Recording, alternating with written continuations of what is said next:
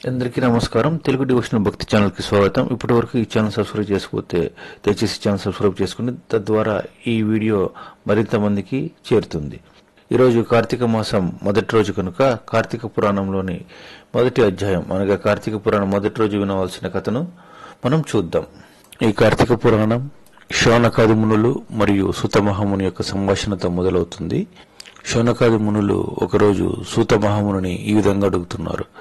ఆర్య, మీ దయ వలన మేము అనేక పురాణాలు మరియు ఇతిహాసములు విన్నాము.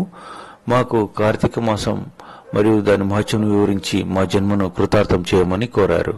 దానికి సూత మహాముని ఈ విధముగా అంటున్నాడు. ఓ ముని పుంగవులారా, ఒకప్పుడు ఇదే కోరికని నారదుడు సృష్టికర్తకు బ్రహ్మను కోరాడు. ఈ కార్తీక పురాణం వినుట వలన మానవులకు ధర్మార్థ కామ మోక్షములు కలుగుటే కాక వారు ఇహమందును పరమందును సకలైశ్వర్యంతో తులతూగుతారు. కావున శ్రద్ధగా ఈ కథను వినండి. పూర్వం ఒకానొక రోజున పార్వతీ పరమేశ్వరులు ఆకాశంలో విహరిస్తూ ఉండగా పార్వతీదేవి ఈశ్వరునితో ఈ విధంగా పలికింది. ప్రాణేశ్వర, సకలైశ్వర్యములు కలుగజేయునట్టిది, సకల మానవులు వర్ణభేదములు లేక ఆచరించదగినది, శాస్త్రసమ్మతమైనది, సూర్యచంద్రులు ఉన్నంత వరకు ఆచరింపబడేది యగు వ్రతమును వివరించండి అని చెప్పి కోరింది. అంతట మహేశ్వరుడు చిరునవ్వు నవ్వి, దేవి, నువ్వు అడుగుచున్న వ్రతము స్కాంద పురాణమున చెప్పబడి ఉన్నది. దానినిప్పుడు వశిష్ఠ మహాముని మిథిలాధీశుడగు జనక మహారాజుకు వివరించబోతున్నాడు. మిథిల నగరం వైపు చూడుము అని చెప్పి మిథిల నగరం వైపుగా ఈశ్వరుడు పార్వతీదేవికి చూయించాడు. మిథిల నగరమున వశిష్ఠుని రాకకు జనకుడు ఎంతో సంతోషించాడు. కాళ్ళు కడిగి ఆ జలమును శిరస్సుపై చల్లుకున్నాడు. ఆ తరువాత జనక మహారాజు వశిష్ఠునితో ఈ విధంగా అంటున్నాడు. ఓ మహాయోగి మునివర్య, తమ రాక వల్ల నేను, నా ప్రజలు, నా గృహము పావనమైనది. తమకు ఏ విధంగా సహాయపడగలను మీరు చెప్పండి అని చెప్పి వేడుకొనను. అందుకు వశిష్ఠుడు జనక మహర్షితో ఈ విధంగా చెబుతున్నాడు. ఓ మహారాజా, నేను ఒక యాగంను ప్రారంభించాలని నిశ్చయించుకున్నాను. దానికి అర్థబలము అంగబలము మీరు సమకూర్చాలి. దానికి జనక మహారాజు ఈ విధంగా అంటున్నాడు. అలాగే మునివర్య, స్వీకరించండి. కానీ చిరకాలం నుంచి నాకు ఒక సందేహం ఉంది. తమ ఒకటి దేవజ్ఞులను అడిగి ఆ సందేహంను తీర్చుకోవాలనుకుంటున్నాను. నా అదృష్టం కొద్దీ ఈ అవకాశం దొరికింది. సంవత్సరములలోని అన్ని మాసములలో కార్తీక మాసం ఎందుకంత పవిత్రమైనది? ఆ కార్తీక మాసం యొక్క గొప్పతనం ఏమిటి అని అడిగాడు.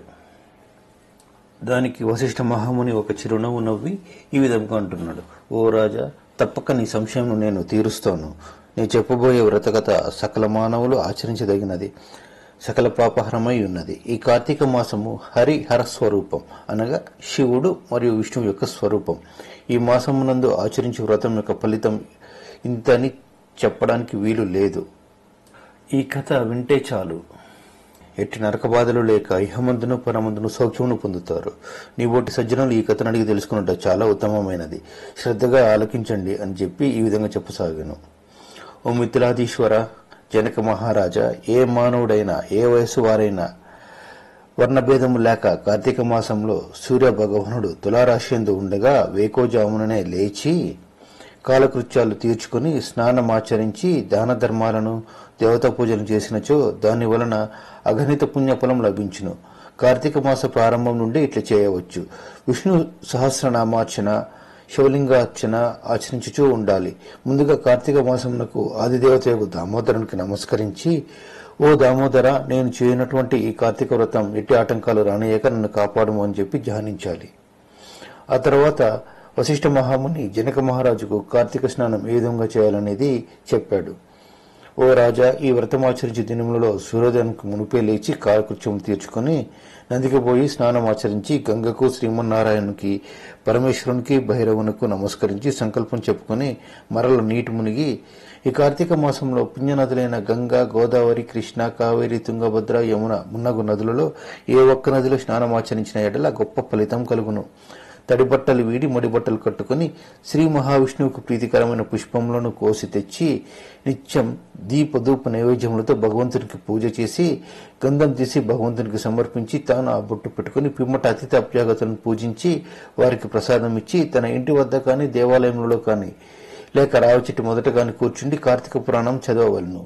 ఆ సాయంకాలం సంధ్యావందనం ఆచరించి శివాలయం నందు కానీ లేదా విష్ణువాలయం నందు కానీ లేక తులసికోట వద్ద కానీ దీపారాధన చేసి శక్తిని బట్టి నైవేద్యం తయారు చేయించి సమర్పించి అందరికీ పంచిపెట్టి తర్వాత తాను భుజించాలి. మరనాడు మృష్టాన్నంతో భూత తృప్తి చేయవలను.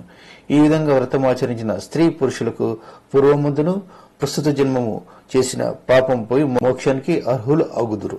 ఈ వ్రతం చేయుటకు అవకాశం లేని వారు వ్రతం చేసిన వారిని చూచినా వారికి అదే ఫలితం దక్కుతుంది అని చెప్పి వశిష్ఠ మహాముని జనక మహారాజుకు చెప్పాడు. దీనితో మనం కార్తీక పురాణం మొదటి రోజు పారాయణం సమాప్తమైంది. రేపు కార్తీక పురాణం రెండవ రోజు అనగా కార్తీక పురాణం 2వ అధ్యాయం చూద్దాం. దయచేసి ఈ వీడియోని షేర్ మరియు లైక్ చేయండి. తద్వారా ఈ వీడియో మరింత మందికి షేర్ అవుతుంది. ధన్యవాదాలు.